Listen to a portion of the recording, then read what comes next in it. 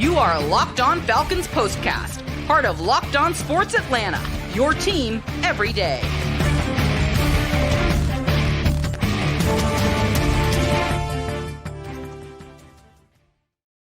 Welcome back, guys. We are here for another Locked On Falcons postcast here on Locked On Sports Atlanta. Of course, I'm your host, Aaron Freeman of Locked On Falcons, joined as always by my good friend, Jarvis Davis, the co-host of the ATL Day Ones podcast, one of three shows on the Locked On Sports Atlanta podcast feed.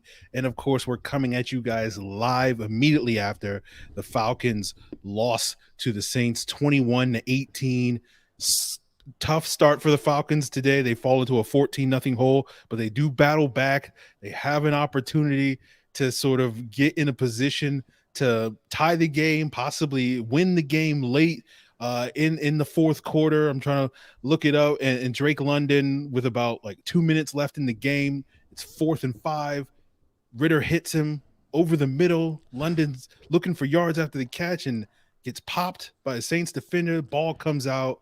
Bradley Roby recovers it. The Saints take it away and basically run out the rest of the clock, although the Falcons did get the ball back with about 9 seconds left in the game. But that was kind of the game right there, right? It was Drake had an opportunity and had played really well throughout the game, and it just, we saw this kind of a similar type of play, not in the sort of a critical moment, but in that Chargers game earlier in the season where Khalil Mack took the ball away from him. Yeah. Jarvis, what are your thoughts?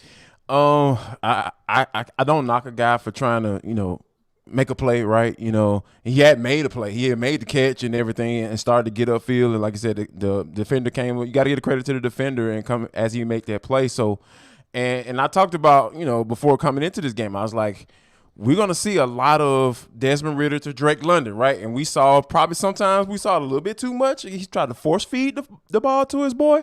I get it. He is very comfortable with him, so I think he's going to work that magic that they've built, throughout this season. But when you're talking about, turning the ball over in that moment, it's very Falcon-y. Like, it's a very Falcon-y moment. But I can't really knock the kid for, trying to make a play, man. And then, like I said, defender he get paid too. He came up there, he knocked that ball out of there. He came right and did exactly what he's supposed to do when guys aren't paying attention or they don't have that bad boy tucked in tight like that. So, I can't knock it, but like you said, it's so typical though. Like late in the game, You got an opportunity to go down and score, and I'm talking about I'm sure the reporters had a lovely story, a lovely write-up about how this game would potentially could have turned out if the Falcons, because we know they had all the momentum and everything when they were driving down the field, and we know Arthur Smith probably was going to try to put that bad boy in the end zone and put these guys away. But yeah, it's just unfortunate that it had to kind of end like that. Yeah, definitely. It's just almost there. But that's the thing about this game is it seemed like the game kind of came down to that single play, and we'll be thinking about the coulda, woulda, shoulda had it gone the Falcons' way. But there's so much to unpack in this game, Jarvis, because you had Desmond Ridder making his starting debut. We were all optimistic that he would come in and look good. There were times in this game where he did make some good throws and some nice throws, particularly when it was Drake London. But it was an up and down performance, very rocky start for him up front. I'm curious to sort of pick your brain on some of the concerns about maybe Arthur Smith maybe not have called his best game in this game. But I just want to get your thoughts on Desmond Ridder's performance before we get into that. I think overall he looked like a rookie quarterback for the most part, right? It was some times where I was like, "Hey man, throw the ball away," and that's not something that we haven't said throughout this entire season, right? When Marcus Mariota was at the quarterback position, so I think there were some times where it was like, "Okay, that was a nice throw." There was a way to stand in there. It was one particular play in the second half when the Saints had a free rusher coming right at him. And Drake London hadn't quite cleared that linebacker just yet, and he held onto that ball just a little bit longer, and he stared that bad boy down. He stepped into the throw and fired it in there. He took a lick, but it was a perfect throw to Drake London for him to get the first down. So I think those are some of the things that you like, right? And I think we were talking about how we're going to be looking at particular things because I don't think anybody came to this game saying, hey, this dude going to come up here and go 20 for 25 and throw for 300 yards and throwing 7 touchdowns. No, I wasn't. I may have joked about it, but I wasn't being serious. I hope you guys understand I was being facetious, but I was saying there are certain things that I was looking for, and that's, connecting with his wide receivers and finding somebody that he has some rapport with that is a wide receiver, and we saw that today. That he checked the box on that one. But like I said, there were times where this dude looked like a rookie quarterback, and this is the NFL. Like that is going to happen. Yeah. I think if you're taking positives away from this game, you like seeing that rapport between him and London looking really, really strong. Right. You can look at that as a negative as well because it seemed like he was force feeding the ball to London at times, and that led to some missed throws at times, a couple of almost interceptions. Like Alante Taylor, his PFF grade is going to be super high after this game because he had about PBUs galore. Yes, he had a couple of interceptions that he could have had and had one taken away because he didn't get both feet down.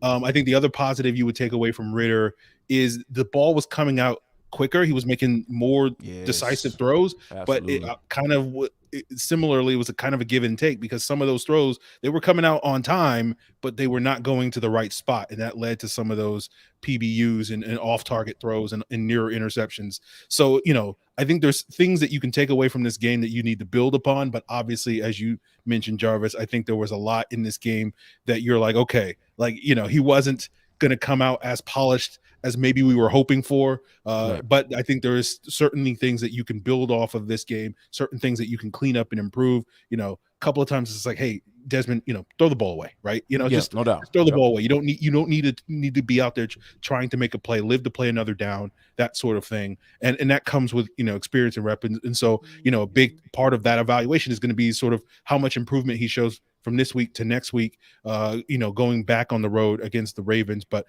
certainly some positives to take away, but a very up and down performance with Desmond Ridder in his first start. And let me add to that, right? I saw a lot of checkdowns. I was like, I haven't seen this many checkdowns to running backs the entire season. You know what I mean? Like it was just, and it was simple, right? Like, okay, nothing's open downfield. Boom, boom, boom. My man right here. Boom. Cordell Patterson down in the flat. Okay, all right, cool. It was just.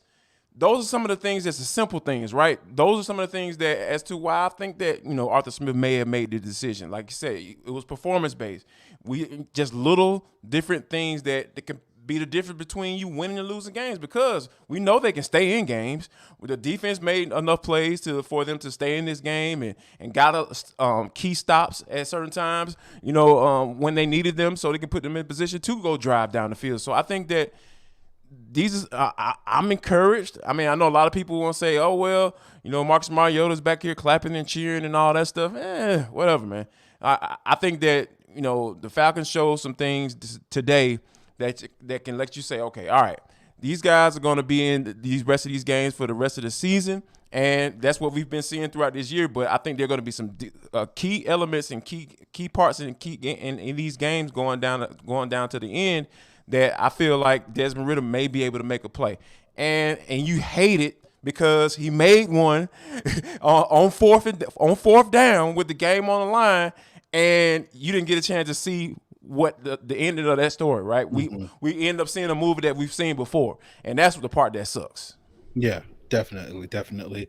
And speaking of movies that we've seen before, let's talk about the Falcons defense struggling out of the gates, right, getting the team down in a 14-0 hole. And I'm curious to pick your brain, Jarvis, on that, because early in this game, it seemed like the Falcons started this game throwing the ball a lot more than I think a lot of us were expecting them to. How much do you think that is Arthur Smith wanting to show what the rookie had by passing the football? Or how much of that do you think was that just the circumstance of them finding themselves, down 2 scores pretty early in the game, like within, I think, the first 7 minutes of the game, and their hand being forced? And on top of that, what are your thoughts on Arthur Smith's play calling, which, I don't think it was a terrible game, but I think there's going to be certain plays that you can kind of be like, okay, like why are we throwing it this much? A couple of trick plays in there, like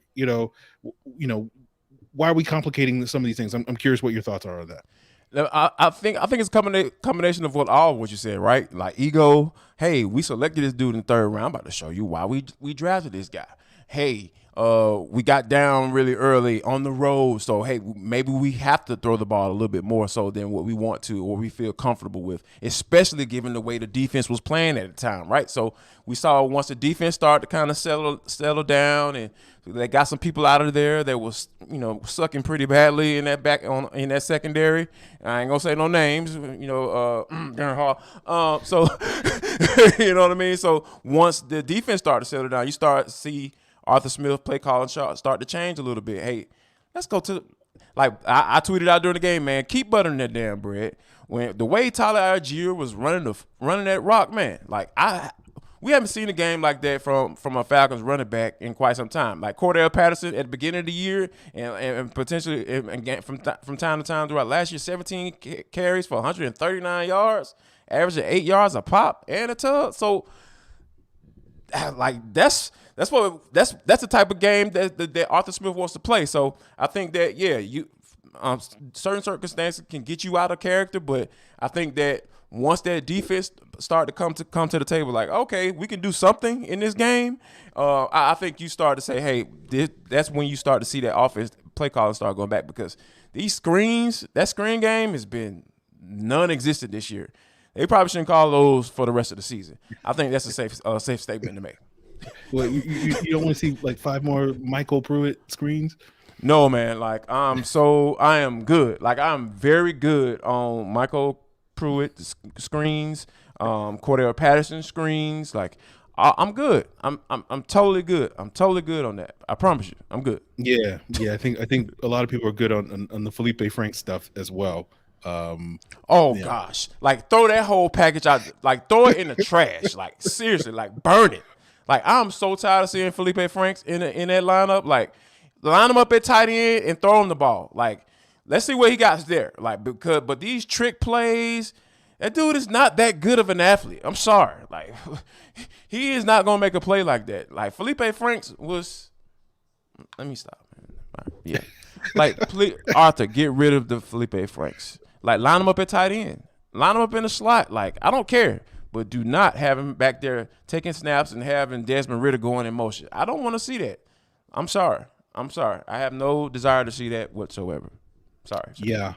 I my biggest knock on Arthur Smith in the play calling was, kind of late in the game. I felt like, you probably needed to run the ball a little bit more. But again, as you say, it seemed to nearly work out for the Falcons with, again, getting in that position on that 4th down where they potentially could have converted there. And so you do wonder what would have happened there. But, certainly some positive things to take away, but still a lot of things that you would like to see cleaned up for this football team. They got another tough road contest against the Ravens, who did not look particularly good yesterday against the Browns. Struggling. So, that certainly still looks like a very winnable game for the Falcons, and we'll see if they can sort of bring it and get off to a much better start. Like that's the key. You can't fall into a 14-0 hole and expect to win too many of those games. Although we did see a team, win a 33-0 comeback yesterday. Ryan had to be a quarterback for that. We're not going to go there